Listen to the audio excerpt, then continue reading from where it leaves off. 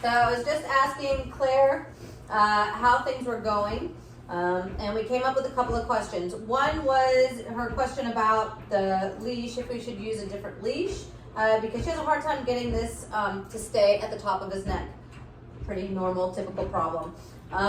Slip leads and stuff like that, we do have to kind of readjust as they start to go down. The keeper is really important to use.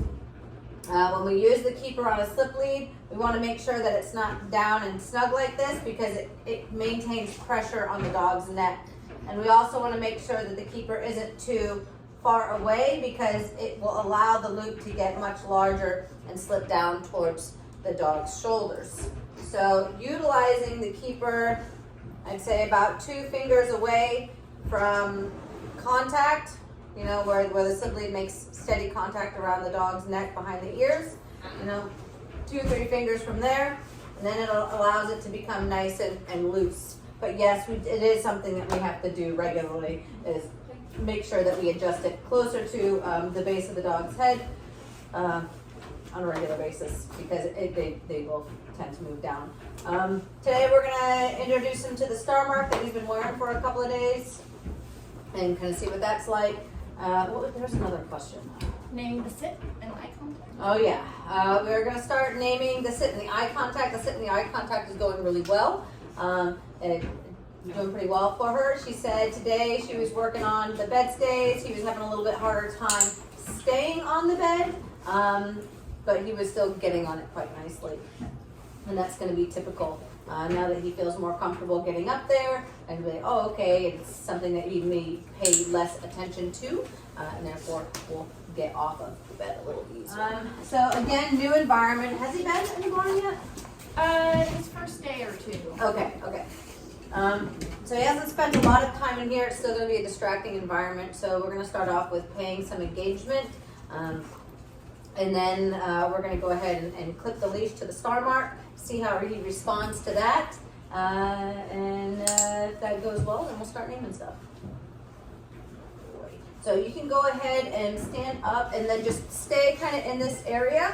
But, you know, when we are sitting still, oh, good boy. If we're sitting still, then we're going to be a little bit less interesting. But this way, if he gets distracted, you can start to move away. And then click the attention. So remember, we want a reward between his nose and yours, so we're encouraging that looking up at us. Good boy. There you go. And if he's not looking like this, Go ahead just and let move him. away. Yeah. There you go. Move away again. Click. Good boy. And remember, after we click, we can deliver that reward as we're moving away to help draw him in. And it's okay that he wants to sniff things and check things out, especially a dog that hasn't had a ton of exposure. And then we can click that, put food on the bed. Hey, that's a good thing too. But yeah, we want him to be inquisitive of his surroundings. We want him to build confidence. Ooh, the mirror is kind of scary. Who's that little dog there? He's a little nervous like you. Oh, okay, he's friendly. That's all right. No hackles, no tension, and that really helps him out. If he was a little bit tense and he were to see the dog in the mirror and see that dog become tense, then we're going to have more issues and say, oh, that dog's uncomfortable, I don't like it. Right. Go ahead and unclip from the slip lead and clip to the star mark.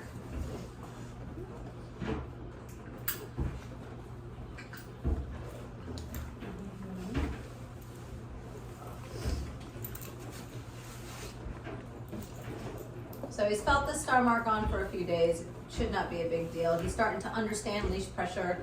We didn't just go immediately to the star mark because he doesn't really have much experience, well, any experience with the leash. So we want to make sure that, you know, he's going to understand that pretty well. So, good. There you go. I'm going to stop it. There you go. So just start moving away from him. If he runs out of room, little light taps on the collar. Good. And click and reward that response. Again, tap, tap, tap. Yep. Good. So we don't want to use steady pressure with a star mark or a prong collar. It's just little pops. Well, effective pops.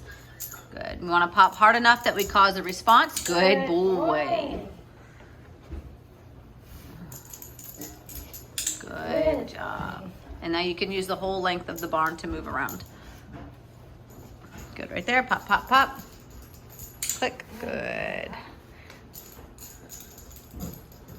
Good. So go ahead and take your hand out of the loop. So this way we can slide that leash. Yes, lengthen and shorten that leash much easier. And then that ring kind of clanging on the clasp, if you take that keeper and slide it all the way down, it won't make that additional sound. There, and we'll keep it a little bit quieter. Good. Pop, pop, pop.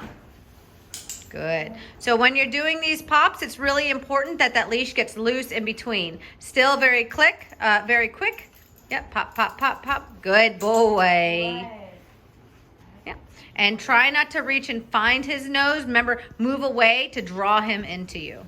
Okay? So here, pop, pop, pop. Good. Click, move away. Yay, good boy.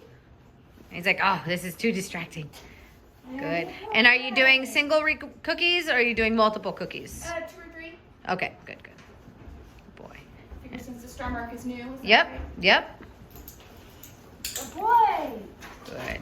So now instead of clicking, because his response to the food is not reliable, I don't want to use the click. So go ahead and pocket the clicker, and this time when he starts to when you pop and he responds, I just want you to use your verbal, hey, good job, buddy, and then draw him in that way. And if he continues to come all the way to you, you can reward. If he doesn't, then no reward. Not a big deal. Good. So because he is still kind of new to strangers coming and going, I don't want to say, hey, there's somebody new. Ignore that person. I want to say, hey, there's somebody new. If you're interested, that's fine. The golden rules still apply. You cannot pull me. You cannot jump on me or them. You cannot mouth me or them, but it's okay to be inquisitive. And then we have a 3-second rule too. So if he wants to go up and he's interested in them for a few seconds, after about 3 seconds of really good investigation, then we can say, but hey, come back this way. But if I'm interested that the door opened and moved. Yeah, change direction. Good. You want to change direction much quicker. Oh, the door opened and moved. Oh, there's somebody coming in. Oh, now I can be inquisitive about that person's presence. Oh, now I can sniff that person. All of those are different sets of 3 seconds. Does that make sense? So it's not just 3 seconds for the whole picture. Good. So, good boy. Yep. And you can move him around. And you guys don't have to stay stuck here either. Good. It's good for him to have just some life going on. Good job, buddy. And that's okay. Excellent. Good. So he's allowed to be inquisitive, but when he chooses to come back to you, big party. Good boy. Reward. Move away. Good. Reward. Good. Move away. Good. Reward. There you go. Move away. Super. Move away again. Then reward. So we're going to start saying, oh, you want to choose me? Excellent. We're going to have a reward event. I'm going to reward you anywhere between 2 and 5 times, right? Or 2 and 10 times. And the number is going to be random. Okay, so I'm going to reward you a bunch of times, each time moving away from you again after I reward. It's going to be reward and movement, reward and movement, reward and movement. Lots of flow. And then when that's starting to go well, maybe after 2 or 3 reps, then you're going to move twice before you reward. So now you're building the duration with which he can follow you. Good boy. Good, okay. So move away. Good. Move away. Move away again. Don't reward. Yep, do twice. Super buddy, super boy, and then reward, okay? And then we can vary how many times we move away. So that way it's not just, you try this, you try ½ inch, you get the cookie. ½ inch, get the cookie. ½ inch, get the cookie. It's too repetitive, it becomes very boring. And then when there's any sort of new stimuli, the dog's like, whatever, we can do this ½ inch, get the cookie, and when I'm done checking out this new interesting stimuli. So we want you to be the new and interesting stimuli all the time during training. And then, of course, we build on more control. But when we're talking about engagement and having the dog want to work with you, we need to make sure that you are more interesting than the rest of what's going on. And not because you're acting like a clown, but because he knows the game, but he has to try at different levels. which means you have to be very dynamic. You have to be able to change your movements. Woo! Good boy. But be predictable, right? So be able to change your movements, be able to vary your tones, vary how you challenge the dog, and vary how you reward. Okay? So now when you start to get the sit, because he's being nice and responsive to the star mark, you can come in, it's okay. Because he's being nice and responsive to the star mark, and this sit is really coming along beautifully. The eye contact is coming along beautifully. The engagement is really starting to be a thing. Walking with you is going much better. He still likes to check out and sniff, but the world is still brand new. So I'm really not worried about that. You say hi to Cody. So he's still new with people, so let's look at his body language. He wants to say hi, but he's a little concerned, okay? Good job. He's like, oh, I like it, but I don't know. Yeah, see, he checks. Oh, how nervous did I get there? Good boy. Huh. Yeah, but you don't want to bring in tension while there's petting going on at this point in time. If he was much more confident, but see how he keeps checking himself there? He's very insecure right now, okay? So when would the 3-second rule apply? So the 3-second rule, we would say, can you please stop petting my dog? And then Cody will say, sure, no problem. And then 1 Mississippi, 2 Mississippi, 3, pop, pop, pop, and reward. And then you can say, excuse me, sir, can you come back into the picture for this dog? Right? Yeah. And now you can let him go say hello to the dog or to the person. Good. And then say, okay, please stop petting again. So he got to pet for 3 seconds. The dog is interested, and now you pop. Good boy. So that way, when the human disengages from the dog starts to understand, oh, okay, that means now I give you space, okay? And this becomes very polite in society, right? So we don't have a dog that's practicing mugging people, but also we have a dog that is learning how to politely engage his handler, okay? So if he wants attention, he learns to sit and give that eye contact. So anyway, now that the sit and the eye contact are going so well, you could start naming them, okay? So if you know 100% that you're going to be able to get the sit, first you say sit, and then you cause the dog to sit. And if you know that eye contact is coming, you can tell him the eye contact word right as he's looking at you, and then you could say, oh, good boy, and then give the food reward. So we want to make sure that there's a small pause in between each of these segments. So it's not, sit and leash pressure at the same time, because we need the dog to hear the word, process the word, then have an opportunity to respond to the word, okay? What is the eye contact word? You can use focus or look. Yeah. Ooh. Good boy. There you go. So see how when he came off the bed, he looked at Cody, and then without advancing towards him, he looked at you? That's a big deal, okay? So you want to be like, hey, good job, buddy. I noticed that, and reward that, okay? What you need, Cody? For Good boy. the stall or the run, you just mean the covered Yeah. area? Okay. Yeah. Good boy. Yeah. Because we're going to be gone, and it's going to be wet, and somebody's going to be sleeping in there at night, so. I have opened up on Monday, Tuesday, so Oh, yeah? yeah. Okay.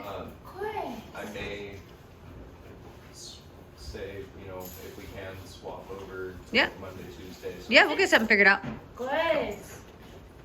Let's stick with this schedule for this week and next, though, okay? Gotcha. Thank you. Good boy. And then another thing you can do is you can remind him, good sit, reward. Good sit, reward. And being able to say that word over and over again while he's doing that reward. And then make sure that you tell him, okay, to break him out of it. So if you tell him sit and he does the sit, then he must stay in that sit until you release him. Does that make sense? Sit is stay. Good. Okay. And then when you said sit and you used your leash a moment ago, it was a little close together. So go ahead and break him out of that. Good boy. And then SIT. Sit. Much better timing. Nice pause in there, but still a great flow. Good sit. Good boy. Good. Yeah, reward. Good boy. And then tell him, okay. Okay, now let's think about our markers and then we'll cut this, we'll shut this down. Markers, yes, good, right? Two different things. And the click. The click and the yes are the same thing. Okay. If I say yes or if I click, that means what you're doing, you are now done doing. What you did was perfect, come and get your reward. Okay? If you're in a sit and I click or I say yes, you can break out of that sit and come to me. If I say good, reward that is epic. If you say good, then I like what you're doing, keep doing it. It's a bridge. So you want that behavior to stay, okay? And I can reward after a good, but it doesn't mean break. Exactly. It means if you're going to get the cookie has to come to you. So you have to keep doing what you're doing.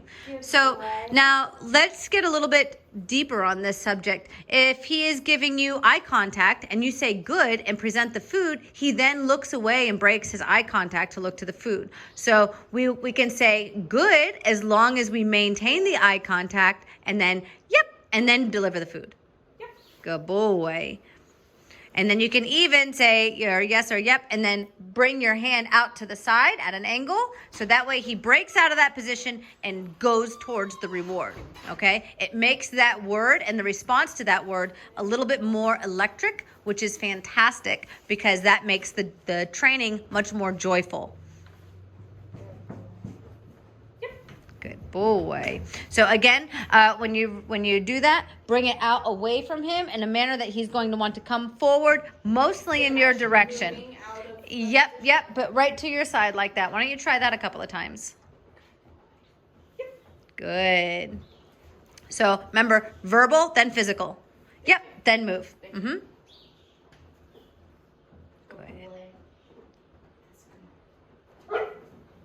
Oh, you forgot the yep. Ah! He's like, oh God, that was scary. It was really loud. So when he looks at you, say good. And then yep. And toss. Good. Now, he's saying, okay, he doesn't understand that there's food in that hand yet. So what you can do is start to move away from him a little bit and draw him into that hand just like you would for your engagement. Okay. Good boy. So now we have extra stimuli going. We've got a scary dog barking in the background. We've got some hammering going on outside. There you go. Good. So when his stress level goes up, his ability to think clearly and rationally goes down. Yep, you're going to want to shorten that leash. So you don't want to do the little tugs, okay? Steady pressure up. Good. Good boy. That's a good distinction to know with the arm. Yes. No, and again. Good.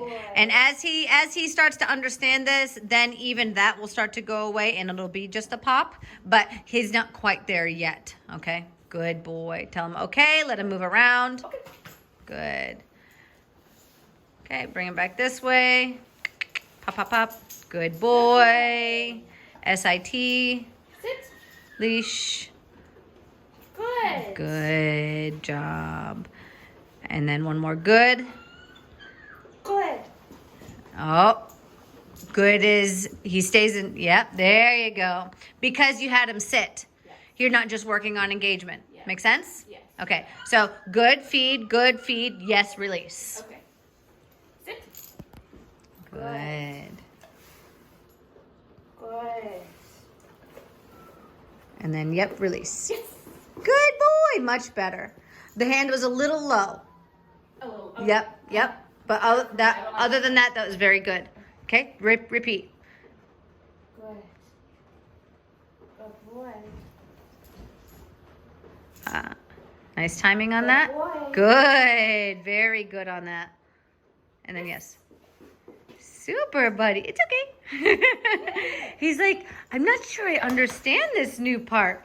And then some of that is the added stimuli that kind of made him a little bit nervous, right? He starts to second guess himself. So as he starts to understand this, you'll see the confidence come up. And then with that confidence boost, especially in you, then the stimuli that makes him a little bit nervous, in the environment will mean less and less because he'll be able to rely on you for confidence.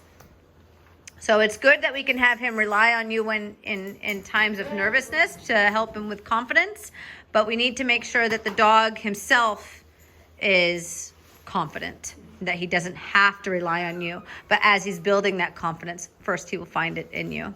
So, but we want to make sure that he doesn't get stuck there. You know what I mean? Good job, buddy. Smell the kitties back there?